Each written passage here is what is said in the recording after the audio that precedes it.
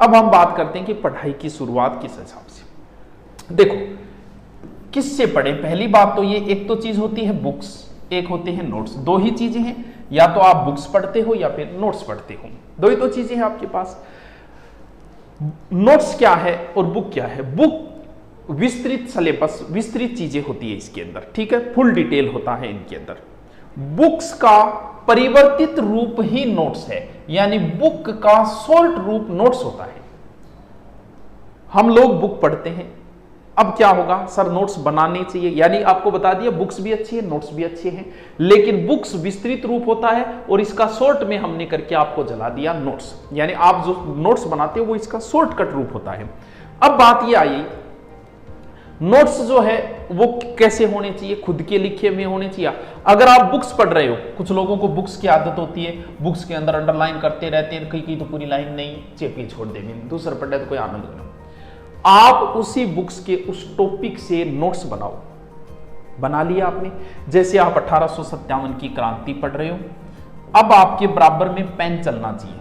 अगर आपकी किताब में 1857 है, एज इट इज आप वैसे ही लिख रहे हो, तो भाई फायदा क्या है लिखने का, फिर किताब में ही नहीं, क्यों तेरा टाइम खराब कर रहे हो तुम। लिखना है, नोट्स का मतलब होता है कि उसी चीज को वही चीज शॉर्ट में लिख। जैसे आप 1857 की क्रांति पढ़ोगे, उसमें लिखा मिलेगा कि 1857 की क्रांति के समय गवर्नर जनरल केनिंग था।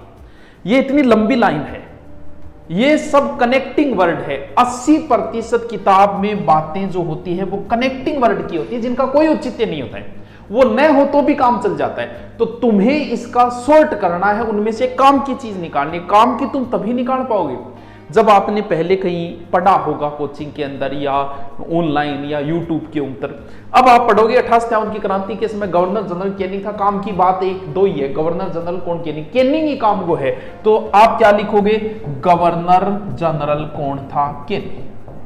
क्रांति की शुरुआत जो है वो मेरठ से हुई, तो काम की चीज इतनी है मां कि शुरुआत मेरठ, ये होता है शॉर्ट, यानी चीज वही है बुक्स वाली, आपने इनको शॉर्ट में डाल लिया। सर इससे तो टाइम खराब होगा, बिल्कुल होगा, लेकिन जब एग्जाम नजदीक आएगी तब यही आपका समय बचाएंगे। आप कोई भी किताब आपके पास है, उस किताब को अगर आपको रिपीट मारनी हो तो आप उस किताब को रिपीट नहीं मार सकते। अगर आपसे कह दिया जाए कि एक दिन में रिपीट मार के दिखा, किताब को नहीं कर सकते। आपके लिखे शॉर्ट नोट्स आप 1 घंटे में पूरे नोट्स रिपीट कर दोगे। सोचो एग्जाम से पहले आपका सिलेबस हो गया 1 महीने पहले, तो उन शॉर्ट नोट्स, जैसे ज्योग्राफी के आपने शॉर्ट नोट्स बनाए, तो एग्जाम से पहले आपको अधिकतम पूरी ज्योग्राफी पढ़ने में 2 घंटे लगेंगे एक दिन में, और 2 घंटे अगर आप देते हो तो 30 बार रिपीट कर दो, लेकिन आप किताब को 2 घंटे में रिपीट नहीं कर सकते। आज नोट्स आपका समय बर्बाद करेंगे, लेकिन एग्जाम के समय आपका समय बचाएंगे। तो नोट्स बहुत ही जरूरी है।